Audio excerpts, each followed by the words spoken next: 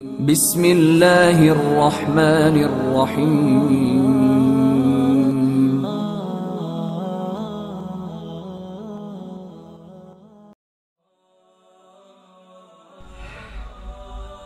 نبی کریم صلی اللہ علیہ وسلم نے فرمایا، قیامت والے دن ایک شخص کو لایا جائے گا جس کی آنتریاں جو ہے وہ پیٹ سے نکلی ہوئی ہوں گی، اور وہ اپنی آنتریوں کے ارد گرد گھوم رہا ہوگا۔ اس کو جہنم میں ڈالا جائے گا۔ جہنمی لوگ آ کے پوچھیں گے، اے حضرت صاحب، اے فلان صاحب، آپ تو ہمیں نیکیوں کا حکم دیا کرتے تھے، آپ تو ہمیں اچھائی کا حکم دیا کرتے تھے، آپ تو ہمیں برائی سے منع کیا کرتے تھے، تو آپ کیسے جہنم میں آ گئے؟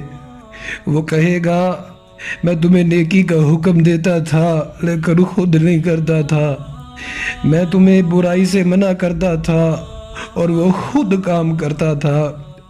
عزیز سامعین، ہم لوگوں کو نیکی کا حکم دے اور برائی سے منع کرے اور خود نہ ہو۔ اللہ تعالیٰ سورۃ الجمعہ میں بیان کرتے ہیں، یہ تو یہودیوں کی مثال تھی، یہ تو یہودی کیا کرتے تھے۔ اللہ تعالیٰ فرماتے ہیں 5 نمبر آیت میں، مثل الذین حملوا التوراۃ ثم لم يحملوها كمثل الحمار، ایسے لوگ جن کو تورات دی گئی انہوں نے اٹھائی نہیں ہے، ان کی مثال جو ہے گدھے کی مثال ہے۔ اسی طرح سورۃ الاعراف میں 179 نمبر آیت میں اللہ فرماتے ہیں، اولئک کالانعام بل ہم اضل، جو عمل نہیں کرتے یہ جو چوپاؤں کی طرح ہیں بلکہ ان سے بھی بدتر ہیں۔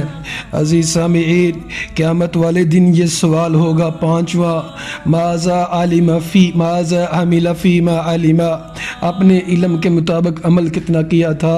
علماء تو اللہ سے زیادہ ڈرتے ہیں، علماء کی تو یہ صفت ہے، انما یخشی اللہ من عبادہ العلماء۔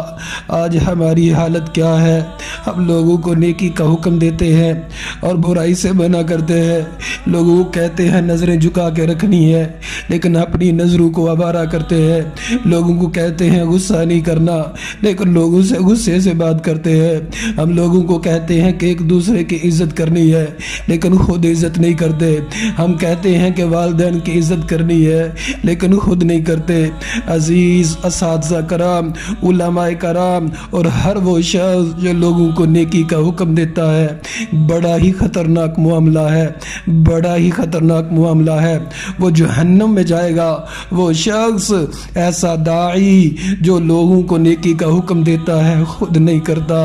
اللہ کا واسطہ ہم تقوی اختیار کریں، ہماری آنکھوں سے آنسو آئے، دل دہل جائے۔ اللہ سے دعا ہے اللہ عمل کرنے کی توفیق عطا فرمائے۔